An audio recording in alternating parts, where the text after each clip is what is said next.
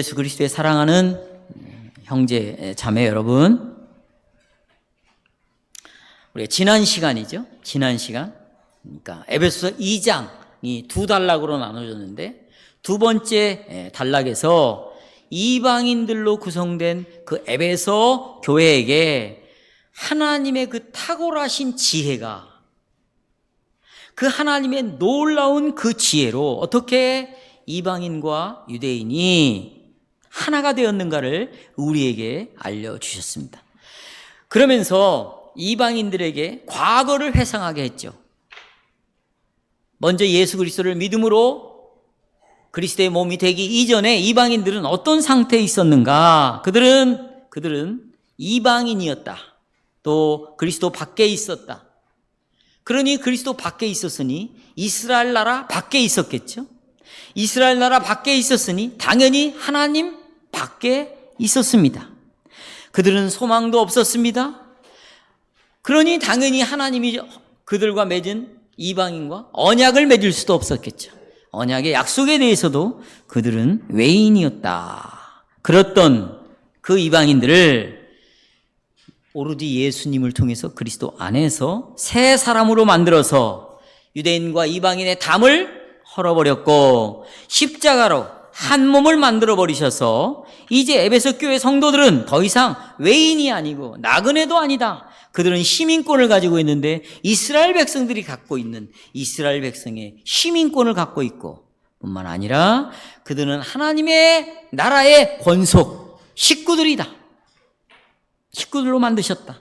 이제 예수 그리스도 안에서 그들은 하나님이 거하시는 성전으로 지어져 가고 있다. 그래서 이방인과 유대인으로 구성된 그 성전인 그리스도의 몸인 그 성전 안에서 이제 하나님이 사시게 되었다. 이것이 얼마나 복음의 핵심인가, 이것을 지난 시간에 여러분에게 말씀을 드렸습니다. 그리고는 지지난 시간에 말씀을 드렸습니다. 그리고는 지난 시간에 3장 1절에 이르러서 이러므로라는 말로 시작을 합니다. 한번 따라서 이러므로. 예. 그런데 오늘 14절을 보시면 오늘도 이러므로라는 말로 똑같이 시작하고 있는 걸 볼 수 있습니다. 그러니까 3장 1절부터 정확하게 2절부터 오늘 14절 전인 13절까지를 가로를 한번 쳐보시면, 그리고 이해를 하면 금방 우리가 파악을 할 수 있습니다. 2절부터 13절까지는 가로를 쳐보시고, 이것은 왜 제가 가로를 쳐보려고 하자면, 이것은 2장의 두 번째 단락을 3장의 첫 번째 단락에서 다시 설명하고 있어요. 그러니까 아까 제가 말씀드린 에베소 2장 두 번째 단락에 어떻게 이방인과 유대인이 한 몸이 되어가지고 그들이 하나님이 거하신 성전이 되었는가, 그 비밀을, 그 신비를 다메섹 도상에 가고 있는 바울에게 그리스도가 나타나서 그 비밀을 알게 해주셨다는 것이죠. 그래서 바울이 이 비밀을 깨닫고 내가 이제 이 비밀을 이방인들에게 전하는 그런 소명을 받게 됐다. 부르심을 받게 되었다. 그래서 내가 이방인들에게 이 비밀을 지금 전하고 있다가 가로에 들어있는 3장의 첫 번째 단락이죠. 그리고 마지막에 3장의 첫 번째 단락의 결론으로 내가 이방인들에게 이 복음을 전하는 그리스도의 명령에 순종하다가 어디에 gat히게 되었다? 감옥에 갇히게 되었다. 그러니 감옥에 갇힌 나를 보고 더 이상 걱정하지 말고 낙심하지 말고 오히려 저 사도 바울이 우리에게 복음을 전하다가 감옥에 갇힌 것이 되었으니 하나님이 저 사도 바울을 사용해서 우리에게 복음이 들려져서 우리가 예수를 믿고 우리가 그리스도의 한 몸이 되었으니 이게 얼마나 영광스러운 일인가. 그러면 감옥에 갇힌 것도 누구의 뜻이고 누가 영광을 받으시고, 그러니 우리도 이것 때문에 기뻐해야 되겠다, 이렇게 여기라 그 말이죠. 이제 우리는 다시 본래 말씀으로 돌아옵니다. 이러므로라고 시작을 하는데 2장 아까 유대인과 이방인이 하나의 몸이 되었다라는 것과 이제 연결이 되는 거죠. 하나님의 교회는 그러한 하나님의 지혜, 도저히 생각할 수 없었던 그 하나님의 지혜의 결과로서 유대인과 이방인이 하나의 몸이 되었으니까 그래서 나는 이렇게 기도한다는 것이죠. 그러니까 여러분, 기도를 한다는 것은 지금 현재 주어진 내게 일어나는 문제를 갖고 보통은 우리가 기도를 해요. 내 현재 일어나는 상황에 대해서. 그런데 이런 기도는 우상을 섬기는 자들도 합니다. 여러분, 부처님 앞에 비는 사람들 보십시오. 그들은 다 현재 일어나는 일, 자기가 당하는 어려움, 이런 걸 갖고 절에 가서 이 문제 해결해 달라고 공양을 드리는 거 아닙니까? 공양을 바치는 거 아니에요? 그렇죠? 만약에 우리가 그런 문제를 갖고 하나님 앞에 기도하는 것도 기도이겠지만, 그러나 지금 사도 바울이 기도를 하는 내용이 오늘 본문에 나오는데 그 기도의 내용은 무엇을 근거로 지금 기도를 하고 있는가? 하나님이 어떤 분인가를 알고 있었어요. 다시 말하면 하나님의 뜻을 알고 있었어요. 그분의 뜻이 무엇이었습니까? 그분은 어떤 계획을 가지고 있었죠? 하나님은 아브라함을 선택했습니다. 그리고 아브라함을 통하여 내가 큰 민족 이스라엘을 만들겠다고 말씀을 하셨습니다. 그리고 그 표시로, 약속의 표시로 그 몸에다가 표시를 해놨는데 그게 할례였습니다. 그때부터 이스라엘이라는 나라가 존재하게 되었고, 그리고 이스라엘 나라들은 자기 몸속에 주민등록증을 다 가지고 다녔는데 그게 할례였습니다.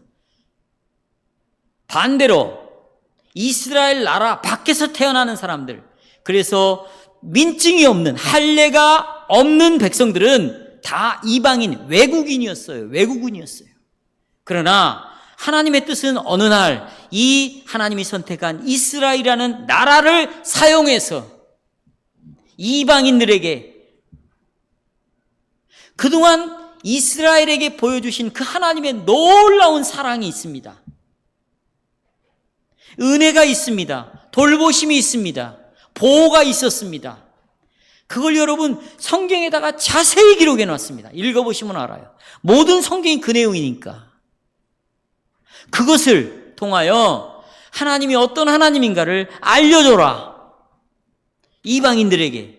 그리고 동일하게 이방인들도 하나님의 형상대로 지음받았고 그들도 하나님이 구원하시기로 이미 창세전부터 계획하셨기 때문에 그 계획을 알려줘라. 그것을 바울에게 하나님이 계시로 그 비밀을 알려줬어요.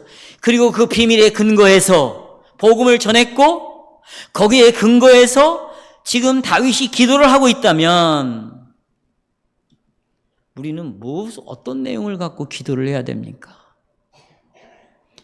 네? 지금 취직시험 보고 있는데 합격하게 해주세요. 내가 병에 걸려 있는데 낫게 해주세요.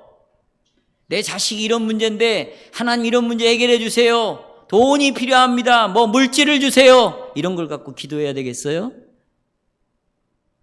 그렇습니까? 바울이 지금 그런 걸 가지고 기도했습니까? 그건 이방인들도 우상 섬기는 자들도 얼마든지 그런 건 기도할 수 있습니다. 왜 그런 줄 아세요? 하나님이 누구인지를 몰라도 그건 말할 수 있는 내용이에요. 하나님이 누구인지를 몰라도 말할 수 있다 없다? 있다는 거예요. 그런데 지금 바울이 기도하는 이 내용은 그동안에 아브라함 때부터 하나님이 얼마나 열심히 우리에게 일을 보여주신 것인가, 하나님이 얼마나 이 역사와 시간 속에서 시간과 공간 속에서 얼마나 하나님이 우리에게 보여주신 일인가, 그 안에는 하나님의 계획과 목적이 있어서 당신이 절대적인 주권을 가지고 누구의 도움도 받지 않고 그 계획을 이루어오셨는가, 그 목적을 이루어오셨는가에 대한 분명한 지식이기 때문에 다윗은 그 하나님을 아는 지식에 근거해서 분명히 당당하게 기도할 수 있는 내용이에요. 그러니까 우리가 때로는 질병에 걸려 있고 때로는 어떤 문제로 인해서 의기소침해 있을 수 있습니다. 하지만 우리도 바울처럼 이런 기도를 할 수 있다면, 만약에 하나님 이런 문제 해결해 주세요. 성도님, 자매님, 형제님, 내가 이 문제를 놓고 지금 기도하고 있어. 하나님 곧 응답해 줄 거야. 물론 하나님을 아는 지식이 없는 자들은, 다시 말하면 하나님을 우상 섬기듯이 믿는 자들은 이런 말을 들을 때는 위로가 됩니다. 저 사람이 나를 위해 기도해 주고 있어? 그럼 하나님이 이런 문제를 해결해 주겠구만. 이렇게 위로가 잠깐 될 수 있어요. 그러나 하나님이 어떤 계획을 갖고 어떤 뜻을 가지고 이 시간과 공간 안에서 그 하나님의 경륜을 보여주시는가 하는 그 하나님이 어떤 분인가 아는 사람이라면, 난 당신을 위해서 지금 기도하고 있어요, 이런 말들이 위로가 안 되는 거예요. 그러나 바울이 했던 이 기도를 누군가가 해주고 있다면, 바울이 하고 있는 기도를 내가 진심으로 하나님 앞에 기도하고 있다면, 이것은 여름 한낮에 아주 불어오는 그 더위를 싹 식혀주는 산들바람 같은 그런 기도가 되는 것이고, 이런 기도는 누가 우리를 위하여 이런 제목을 가지고 기도를 하고 있다면, 또 이렇게 내가 기도하고 있다면 정말 금방 곧바로 우리 안에 평강을 줍니다. 위로를 주는 기도죠. 오늘 우리는 사도 바울이 우리를 위해서 기도하고 있는 내용을 좀 알아야 되겠습니다. 물론 1차적으로 이 기도는 1차적으로는 에베소 교회 성도들을 위해서 기도하고 있는 거죠. 그런데 그 기도의 내용을 성령께서는 성경에 기록하게 했습니다. 그리고 지금 우리도, 시간이 한참 지난 우리도 이 말씀의 기도의 내용들을 지금 우리가 말씀 복음 설교를 통하여 지금 듣고 있습니다. 그렇다면 이 기도가 에베소 교회인들에게 힘이 되었고 능력이 되었고, 자기가 처해진 모든 환경을 극복해서 초월해서 정말 믿음으로 살아가는 그런 삶을 살게 했다면, 우리도 그런 초월적인 삶을 살게 하지 않겠습니까? 그렇다면 이 기도의 내용 우리에게 힘이 될 수 있겠죠. 우리는 지금 매우 힘든 시간을 보내고 있습니다. 하지만 우리가 겪고 있는 이런 좌절, 절망, 또 고민, 갈등들이 많이 있어요. 그런데 이런 것들을 이 기도가 반드시 극복하게 해 주실 것입니다. 예수 그리스도께서 그의 보혈로 우리를 위하여 행하셨던 그 사역이 어떤 사역인가를 안다면, 또 그 예수님을 대신해서 이 땅에 오신 성령께서 지금도 예수님을 대신해서 어떻게 일하고 계시는가를, 그리고 일하신다는 약속을 우리가 알고 있다면, 내 속에서 일어나는 이런 모든 문제들이 우연이 아니라는 것을 알게 될 것입니다. 이것은 하나님이 허락해 주셔서 생긴 일이라는 것을 믿을 것입니다. 그러나 이 수많은 내가 극복해낼 수 없는 이런 일들을 고아처럼 혼자 내버려 두지 아니하시고, 예수께서 보내신 이 성령께서 이 일어나는 모든 상황과 환경 속에서 나를 곁에서 파라클레토스, 곁에서 클레토스, 돕는 분이심을 우리가 알고 그리스도를 위하여 그리스도에게로 향하도록, 그리스도를 의지하도록 우리를 이끌어 가실 것이에요. 그렇다면 내게서 일어나는 모든 일들은 하나도 버릴 것이 있다 없다? 없다. 머리카락 하나도 땅에 떨어질 수 있는 것이 없다. 이 모든 것들을 가지고 내 뭘 이루어간다? 그래서 우연이 아니라는 거예요. 그러나 내게서 일어나는 이 모든 것들을 우연으로 보는 사람, 하나님을 믿지 않는 자들만이 우연으로 보는 거예요. 그냥 어쩌다 보니까 이런 상황이 벌어지게 된 것이죠. 우연으로 보는 사람은 그 속에서 하나님을 찾지 않을 것입니다. 성령의 일하심을 볼 수가 없을 것입니다. 그리고 여기로부터 떠날 것입니다. 그것을 버려버릴 것입니다. 거기서 도망갈 것입니다. 거기서 뭐 한다고요? 도망갈 것이에요. 피하고 싶을 것입니다. 왜? 그것이 유일한 해결책이라고 생각을 하니까. 그렇게 하는 것이 문제를 푸는 최고의 방법이라고 생각하니까. 그래요, 여러분, 타락한 죄인들이 찾는 답이라는 것은 참으로 일시적인 것들만 답을 찾습니다. 그 상황만 벗어나는 답을 찾는 것이죠. 그러니까 조금 시간이 지나면 그 문제는 또 찾아오게 되어 있습니다. 또 문제에 부딪히게 되어 있습니다. 그래서 여기에 또 절망하는 것이에요. 그러니까 하나님을 믿고 예수를 믿고 교회를 다니지만 죽을 때까지 방황하면서 예수를 믿는 거죠. 왜 이런 일이 벌어질까요? 그가 하나님이 누군가를 모르고 있습니다. 성경에서 말하는 하나님, 이 에베소서를 통하여 바울이 그 하나님을 알고 있었기 때문에 이렇게 기도했던 바로 그 하나님을 그가 안다면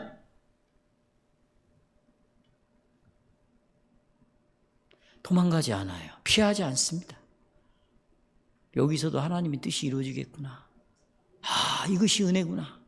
그러니 그것이 감사가 되는 것이고, 그렇죠? 그래서 그 문제를 풀기 위하여 아버지의 뜻이 이루어지기를 위하여 그 속에서 어둠 속에서 하나님의 영광의 빛이 드러나기를 위하여, 그러니까 내가 받은 고난이 왜 왔는가를 알게 되는 것이고, 내가 이 고난을 대하는 자세가 어떤 자세여야 되는가를 우리는 분명히 확신을 갖고 끝까지 인내하는 것이에요. 아브라함이 그렇게 살았어요. 야곱이 그렇게 살았습니다. 모세가 그렇게 살았어요. 그렇죠? 다윗이 그걸 바울이 알았어요. 그래서 그리스도께서 우리를 위하여 보혈을 흘리시고 성령께서 지금 우리 안에 들어오셔서 역사하심으로 말미암아 힘을 얻어라. 그리고 기도를 하고 있습니다. 저는 오늘 설계 주제를 교회를 위해 기도하는 사도 바울로 정했습니다. 두 가지를 말씀드려요. 첫째, 부르심입니다. 부름. 그 다음에 둘째, 기도의 내용입니다. 바로 이런 이유 때문에 제가 지금까지 말씀드린 이런 이유로 15절에 보시면 사도는 하늘 아버지께 무릎을 꿇고 기도를 합니다. 사도 바울은 하나님께서 믿는 유대인들과 예수 그리스도를 믿는 유대인들, 또 예수를 믿는 그 이방인들을 한 몸으로, 이게 중요해요. 여러분도 이방인이죠. 우리 같은 다 한국 사람들이. 근데 다 달라. 그런데 다 다르지만 우리는 하나의 통일된 하나의 몸을 가지고 있어요. 여러분이 다른 만큼 머리가 각자 다른 게 아니에요. 다 다르지만 하나의 머리 때문에 모이게 된 거예요. 그 머리는 누구셔요? 그렇죠. 그 예수 그리스도 안으로 우리가 가입을 했습니다. 들어왔어요. 그래서 한 몸을 이루게 된 거죠. 그게 뭡니까? 이 교회죠, 이 교회. 한 몸으로 가입시킨. 이것이 비밀이라는 거예요, 비밀.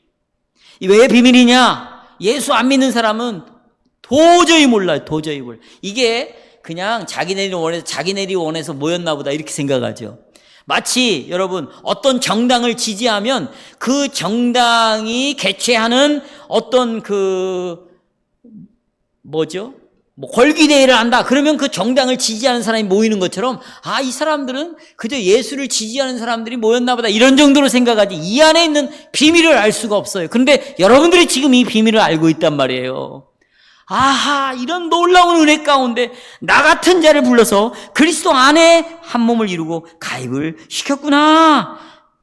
이 큰 신비와 또 이에 대한 바울의 놀라운 기쁨 때문에 무릎을 꿇고 지금 기도하는 거예요.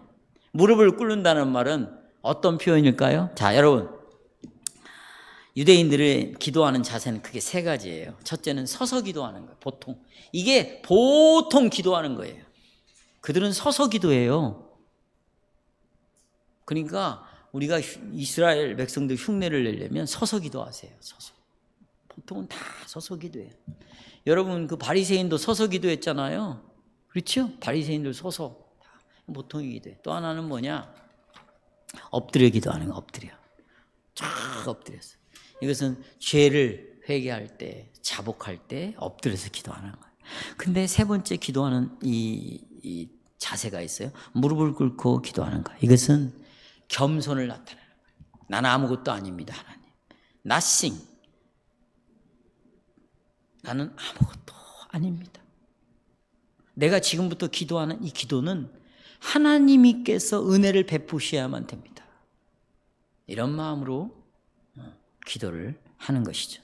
왜 제가 기도의 내용에 앞서서 이런 형식적인 부분인 기도의 자세를 여러분에 언급하냐 하면 이런 형식을 배격하는 사람들이 있어요. 뭐가 형식이 그렇게 중요하냐? 그래서 형식을 우습게 하는 거예요. 그게 오늘날 현대인들이 갖고 있는 가치관이에요. 여러분, 여기 물이 있습니다. 제가 물을 좀 마시겠습니다. 늘 말씀드리지만 이 컵을 누군가 가지고 올 때 컵이 온다 그럽니까? 제가 컵이 오는군요 이렇게 말합니까? 컵 속에 담겨진 뭐를 가지고 온다고 말해요? 물이 오는군요 이렇게 말하죠. 물은 내용입니다. 그럼 물을 담는 형식은 뭡니까? 컵이에요. 컵이 없이는 물을 먹을 수가 없는 것이죠. 그런데 이 컵이 필요 없다는 거 오늘날. 형식이 필요 없다는 거예요. 그래서 어느 목사들은요.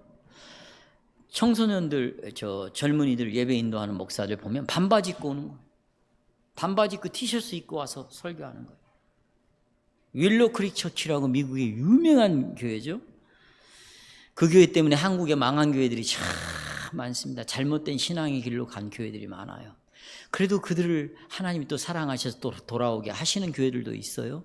거기에 보면 젊은이 담당 목사가 있어요. 내가 이름을 알았는데 지금 생각이 안 나요. 그 목사는요, 오토바이 있죠. 오토바이에 가죽 자켓 위아래 탁 입고 그 쇠사슬로 되는 그걸 탁 휘두르고요. 뭐 어떻게 설교 강단으로 들어오냐? 오토바이를 타고 쫙 들어옵니다. 그 윌로 크릭 담임 목사는 자기 부인하고 막이 딱 올라가면 탁구를 치고 있는 모습으로 설교를 시작하는 거예요. 형식이 뭐가 그렇게 중요하냐는 거예요.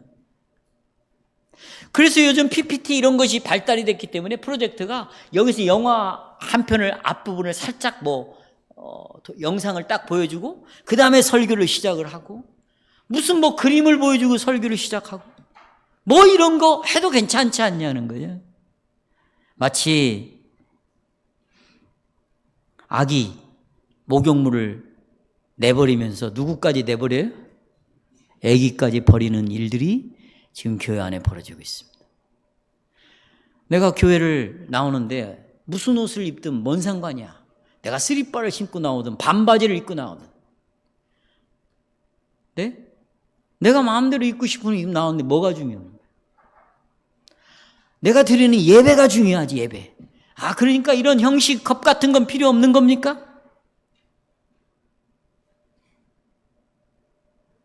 여러분, 개혁교회에서는요, 자매들이 다 치마를 입고 와요. 그들이 그렇게 정한 게 아니에요. 내가 하나님 앞에 예배를 드리는 분이 어떤 분인가를 생각한다면 내가 어떤 옷을 입고 오늘 교회에 나와야 될 것인가를 생각하게 되는 거죠. 그렇다고 오늘 바지 입고 오는 분들은 또 시험 들어가지고 이제부터 설교가 안 들리는 이런 연약한 성도는 없기를 바라요. 그러나 다른 사람에게 시험에 들게 하도록 그런 옷은 입지 말아야 되겠죠. 예를 들자면 그렇습니다. 여러분, 제가 여성 조찬 모임 때도 말했지만 왜 교회에서 예배 시간에 싱어들이 나와갖고 기타 치고 노래를 합니까? 네? 물어봤어요, 우리 자매님들한테. 그랬더니 마음을 열기 위해서다. 내가 은혜를 받기 위해서 준비하는 것이다. 어쩐다 저쩐다 이렇게 말을 해요. 정말 그럴까요? 아니에요, 여러분. 왜 교회들마다 전부 예배 시간에 찬양을 먼저 이런 가스펠송을 부르고 그 다음에 예배를 드리니까? 간단합니다, 이유는. 옆 교회가 그렇게 하니까 하는 거예요. 따라서 하는 거예요. 그럼 그 옆 교회는 왜 그렇게 해요? 저 교회가 하니까 하는 거예요. 왜 그 교회는 그래요? 대한민국 교회가 거의 대부분의 교회가 그렇게 찬양을 해야 예배가 시작된다고 생각하는 거예요. 근데 이것은 우리나라만 그런 것이 아니에요. 미국에 가보면 미국의 웬만한 교회들은 찬양을 다 하고 그 다음에 예배를 시작하는 거예요. 그러니까 여러분, 왜 이걸 하는지도 모르고 따라하는 거예요. 그걸 뭐라고 그러냐? 짝퉁이라고 그러는 거예요. 그걸 뭐라고요? 짝퉁. 왜 내가 다녔던 교회는 십계명이 없는데 이 교회는 십계명을 하지? 왜 시작부터 손을 들고 평안의 인사를 나누지? 이것은 마지막 축독 때 하는 것인데? 그러면 여러분, 마지막 축독 때 하는 건 왜 마지막 때만 합니까? 다른 교회가 그렇게 하니까. 십계명을 왜 안 합니까? 다른 교회들이 안 하니까. 다 다른 교회를 따라서 다 하는 거예요. 그럼 왜 이런 일이 벌어졌는가? 보셔요. 형식을 다 없애버렸기 때문이에요. 십계명 낭독은 초대교회부터 해왔던 거예요. 뭘 알아야 예배를 드리죠. 이런 지식이 없는 거예요. 그냥 내가 다녔던 교회가 전부라고 생각하는 거예요. 그게 성경적이래요. 그러니까 이렇게처럼 하면 다 같은 성경적 교회라고 생각하는, 이런 거 하면 이상한 교회니까 중간에 나가버리는 거죠. 이 교회는 이상한 찬송가를 부르네. 왜 시편 찬송을 안 불러요? 이웃 교회가 안 부르니까 따라가는 거예요. 우리 교회는 여러분, 내용이 중요하기 때문에 형식을 없애는 교회가 아니에요. 정말 내용이 중요하려면요, 형식이 중요한 거예요. 네? 정말 둘이 사랑해서 결혼을 한다면 결혼식이라는 형식이 중요한 거예요. 요새는 주례자도 없어. 그러니까 헤어지는 것도 그렇게 헤어지는 거예요. 그냥 무슨 형식이 중요해? 마음이 중요하고 느낌이 더 중요하지. 이 교회는 정말 오래전부터 성경을 따라 구약시대와 신약시대부터 하나님의 언약을 맺으심으로, 하나님은 말씀과 성령으로 우리를 찾아오시고 우리는 그 말씀과 성령으로 찾아오신 우리가 그 하나님을 대하여 만나는 것인데, 우리도 형식을 따라 만나는 것이에요. 그래서 이런 십계명 낭독이 되는 것이고, 여기에 대해서 우리가 회개의 기도도 드려지는 것이고, 찬송도 하나님의 말씀을 따라 우리가 만나고 찬송을 하는 것이고, 이런 형식을 따라 우리가 하고 있는 것이죠.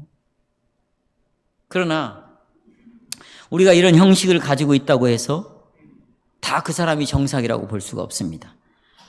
형식은 갖췄는데 마음은 딴 데가 있어.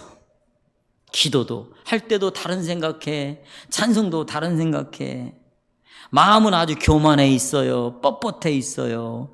그러니까 실제로 내가 무릎을 꿇고 기도하노니라고 말할 때 정말 내 마음이 하나님 앞에서 무릎을 꿇어야 되는데 아주 건방지고, 우리가 어른들 앞에서 뻣뻣이 들고 그러면 저는 건방지다고 말하잖아요. 하나님도 그래요. 너 불량품이구나 그래요. 너 왜 이렇게 잘못됐냐? 뭐 때문에 이렇게 꼬였냐? 넌 불량품이다 그래요. 여러분, 신앙생활이라는 것은요, 무엇 때문이라는 말이 존재하지 않아요. 세상에서는 무엇 때문에 이렇게 됐다고 말하죠. 그런데 무엇 때문이라는 것을 하나님이 주셨다면, 누가 주셨다면? 무엇 때문에 내가 이렇게 됐습니다라는 말은 통하지 않는 것이에요. 오히려 우리는 그것 때문에 더욱더 내가 복을 받았습니다, 이렇게 가는 거죠. 왜요? 그거 무엇은 하나님 선이에요. 근데 자기 기준으로 보니까 이게 아주 없애버리고 싶어. 치워버리고 싶어. 그거 치워지면 내가 변화가 안 되는데. 네? 그거 치워지면 변화된다, 안 된다? 안 되는데. 그거 하나님이 줬는데, 내가 이 남편만 아니면 내가 정말, 그 남편이 아니면 당신 변화가 안 돼. 그거 알고 살아야 돼. 그러니까 감사해야지. 그러니까 오늘 저녁 메뉴 바꾸세요. 제가 원래 이런 식으로 설교했어요, 여러분. 좀 그렇게 하고 싶어요. 우상을 섬기는 사람은 그런 관점 가질 수 없어요. 그러나 하나님이 어떤 분인 걸 안다면 이런 마음을 갖는 거죠. 그러니까 건방 떨지 말고 무릎을 꿇고 기도하라는 거예요. 무릎을 꿇었어요. 어디에서 꿇었어요? 보세요. 어디에서, 지금 장소가 어디야? 어디요? 감옥이에요. 여러분, 2, 3년 있다가 사도 바울이 처형당합니다. 이 노인네를 보세요. 두들겨 팼어요.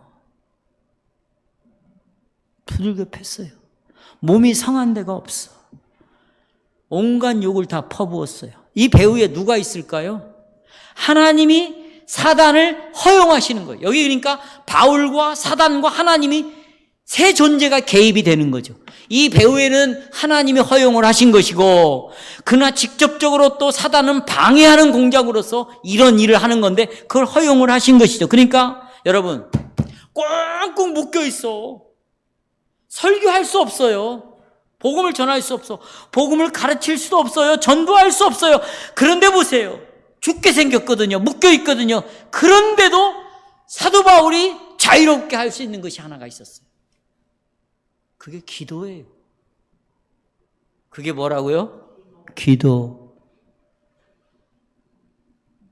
그게 기도예요. 그리스도인의 삶 속에서 가장 강력한 무기는 뭐냐? 기도입니다.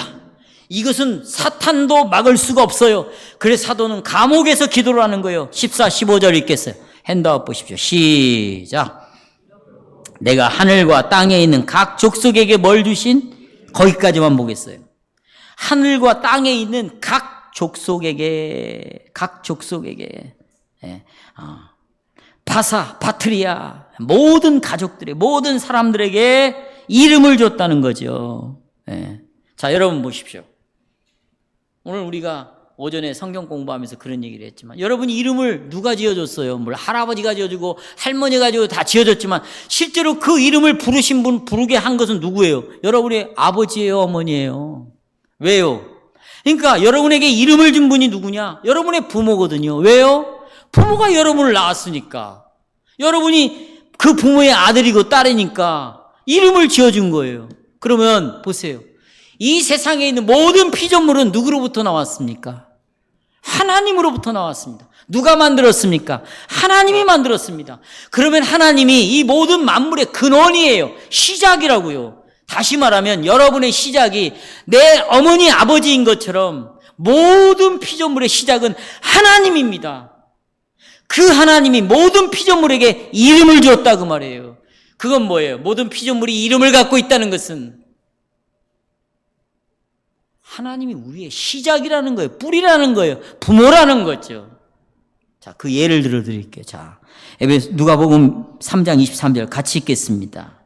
거기 기록된 예수 그리스도의 족보는, 예수님의 족보가 나오죠? 하나님이 인류에 뭐라는 거? 아버지라는 걸 보여주는 건데, 보세요. 그 위는 에노스요. 에노스의 위는 누구예요? 에노스의 아버지가 셋이에요. 셋의 아버지는 누구예요? 아담이에요. 아담의 아버지는 누구래요?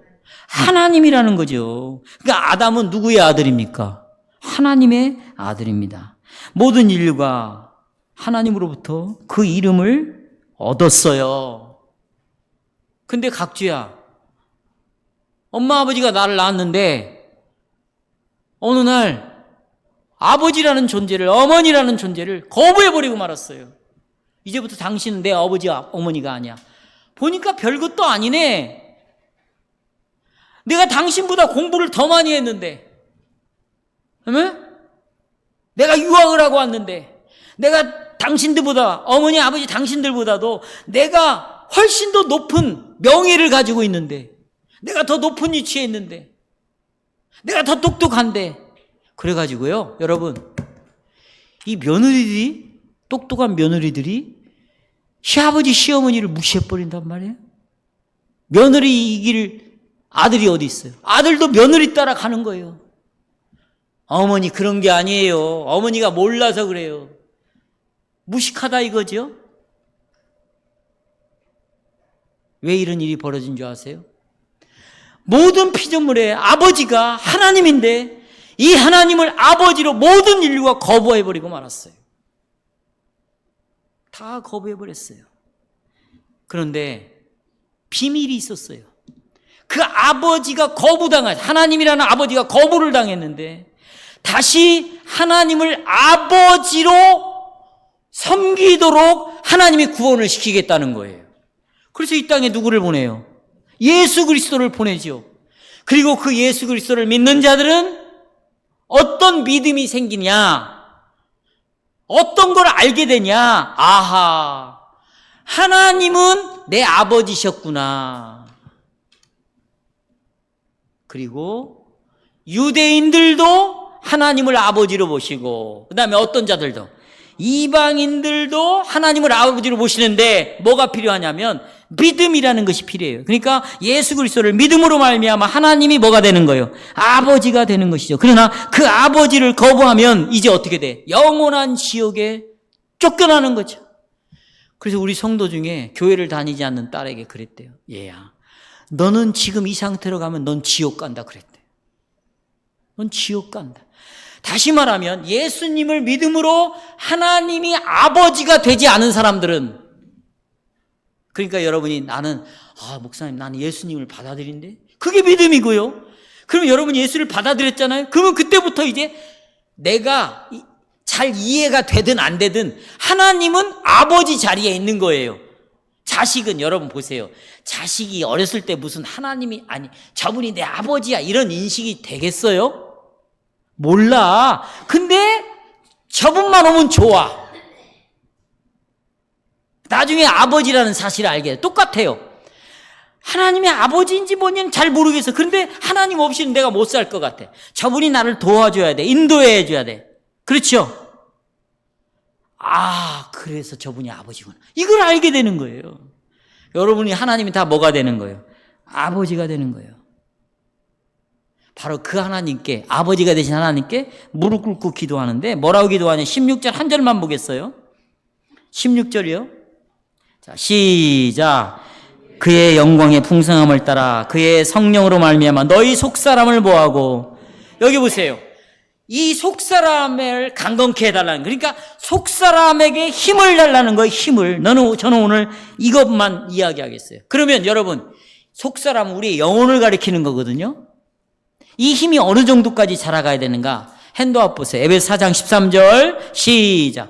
우리가 다 하나님의 아들을 믿는 것과 아는 일에 하나가 되어 온전한 사람을 위해 어디까지? 그리스도의 장성한 분량이 충만한 데까지 뭐가 자라가야 돼? 힘이 자라가야 돼요. 여러분, 애를 낳는데요, 애가 자라가야죠. 여러분, 자라간다는, 보십시오, 자라간다는 것은요 등치만 커진다는 게 아니에요. 같이 따라오는 게 있어요. 힘이 그만큼 세지는 거지. 그렇죠? 근데 영적인 세계도 마찬가지예요. 내가 교회를 몇 년 다녔다. 그러면 자라가야 돼요. 뭐가 자라가야 돼? 힘이 있어야 돼. 힘이 뭐냐? 영혼의 힘을 가리켜요. 영혼의 힘. 자, 그런데 여기는 차이가 있어요. 자, 고린도전서 3장 1절. 형제들아, 내가 신령한 자들이라는 사람들이 있어요. 이들은과 같이, 신령한 자들을 대한과 같이 너에게 말할 수 없어서 육신에 속한 자라는 이런 자들이 있대요. 곧 어떤 자들이냐? 어린아이들이라는 거죠. 2절에 같이 읽겠습니다. 시작. 내가 너희를 젖으로 먹이고 밥으로 아니하였느니 이는 너희가 감당치 못하였음이거니와. 지금도 뭐해? 그러니까 힘이 어린아이와 같은 상태가 있다는 거예요. 어떤 사람은 힘이 센 신령한 사람이 있어요. 세 번째, 육에 속한, 고린도전서 2장 14, 육에 속한 사람은, 이건 아직 태어나지 않은 사람, 구원받지 못한 사람은 하나님의 성령의 일을 받지 않으니 저에게는 모든 진리가 다 미련하게 보이는 거예요. 이런 내용들이 웃기고 있네. 웃기고 있어. 그 말도 안 되는 소리 하지 마. 이렇게 느껴진다는 거예요. 이 사람은 육에 속한 사람이다. 그러니까 우리는 육에 속한 사람에서 어린아이로 자라가야 되고, 태어나서 어린아이로 자라고, 어린아이가 이제 영적인 힘을 가지고 있는 사람으로 가는데, 이런 힘이 키워지려면 기도만 하면 되는가? 아니에요. 여러분 보세요. 기도만 하면 되는 게 아니에요. 힘이 세지는 게 아니야. 말씀을 배우는 자리에서 교육을 받아야 돼요. 뭘 받아야 돼요? 교육. 또 많은 연습이 필요해요. 연습이. 그런데 여러분 보세요. 아니, 교회에서 성경을 가르치지 않으니까 엉뚱한 힘에 관심을 갖게 된 거예요. 교인들이. 어떤 힘이? 성경이 말하는 힘이 아닌 다른 힘을 추구하기 시작한 거지요. 그래서 여러분 보세요. 초대교회 때 박해를 당하고 막 예수 믿는 사람을 잡아서 죽이고 먹는 것도 다 뺏어가고 직장 다 뺏어갈 때요. 그런 일이 벌어졌을 때는 영적인 힘이 굉장히 셌어요. 그러다가 핍박이 딱 사라지고 이제는 잘 먹고 잘 살게 됐어요. 땅도 많이 소유하고 뭐 토지도 갖게 되고 물질도 풍성해지자 기독교가 힘이 세졌을까 약해졌을까? 약해졌어요. 다 망해버렸어요. 이상이 주는 힘은 하나님이 요구하시는 힘과는 달라요. 다릅니다. 우리의 힘은 뭘까요? 여기 18절에 나와 있어요. 18절 고린도전서 1장 십자가의 도가 멸망하는 자들에게 미련한 것이요 구원을 얻는 우리에게는 하나님의 뭐다?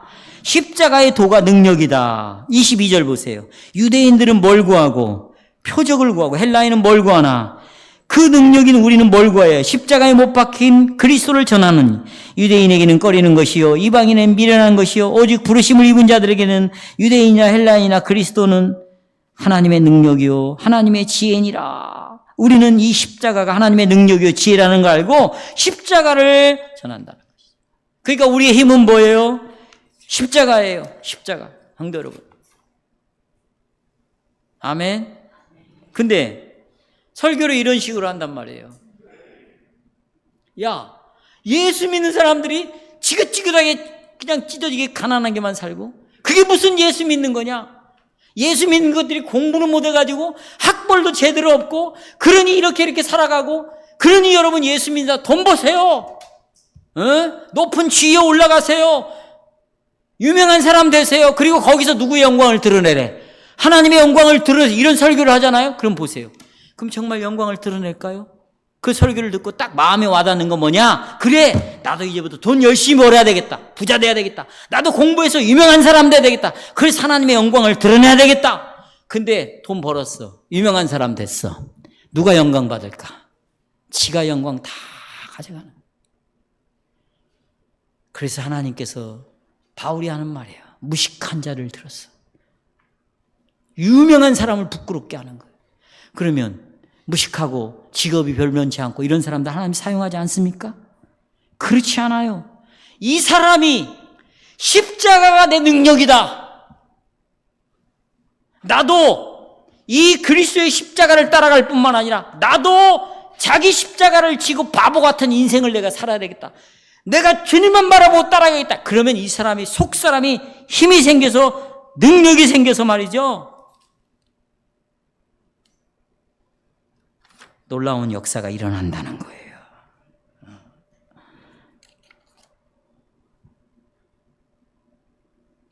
저는 이 예로 말씀을 맺겠습니다.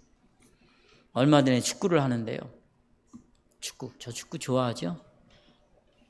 축구를 안 하지만 축구는 좋아해요. 저희 집사람하고 축구 구경을 막 하는데 헛발질을 하는 거예요. 결정적으로 골을 넣어야 될 때 못 넣고 헛발질. 내가 그랬어. 밥만 먹고 하는 것이 저 축구인데 저 다리를 뭐하러 달고 다니냐? 내가 그랬어요. 그랬더니 우리 집사람이 저한테 자기는 뛰라고 그러면 5분도 못 뛰고 헉헉거리면서 저 사람 욕을 한다고 저한테 그랬어요. 바로 그렇게 사는 사람이 그렇게 예수 믿는 사람이 성숙하지 못한 어린아이와 같은 신앙이에요. 여러분 영국 축구를 보면은요, 관중석에서 얼마나 사람들이 소리를 지르고 응원하는지 몰라요. 예. 그리고요, 진짜 운동장에서 뛰는 사람은 누구예요? 돈 주고 다 사오는. 그래서 손흥민이도 엄청난 돈을 주고 토트넘에서 사다가 너 운동장에서 뛰라는 거예요. 잘 참을 잘 찬다고 그러고 못 찬다면 저놈은 빼야 된다고 그러고 얼마나 막 응원을 합니까? 근데 보세요. 그 축구 시합에서 용병들이 어마어마한 돈 막 1,000억, 1,500억 이런 돈을 주고 사왔어요. 근데 그들이 이기잖아. 그러면 자기가 이긴 것처럼 생각을 하는 거지. 나도 이겼다고 생각을 해. 구경하는 나도. 이게 진짜 우스운 코미디거든요, 여러분. 이렇게 예수 믿지 말라는 거예요. 사도 바울이 여러분을 대신해서 싸워주는 게 아니라고 말하잖아요. 네가 직접 싸우라는 거잖아요. 그 문제 앞에. 그러려면 힘이 있어야 되지 않냐는 거예요. 힘이. 십자가를 바라보라는 거예요. 십자가를. 그리스도를 바라보라는 거예요. 너 그리스도 믿냐? 이거예요 지금. 네가 일어난 그 생활 속에서 일어나는 결정해야 될 때 너 진짜 예수를 믿기 때문에 그 결정하냐? 이걸 지금 말하고 있는 거예요. 아, 관중석에 앉아가지고 이건 이렇고 저건 저렇고 그러지 말고 여러분의 속사람을 강하게 해달라고 기도하십시오. 그리고 십자가로 가십시오. 그리고 이 원리로 세상을 살아가기를 바랍니다.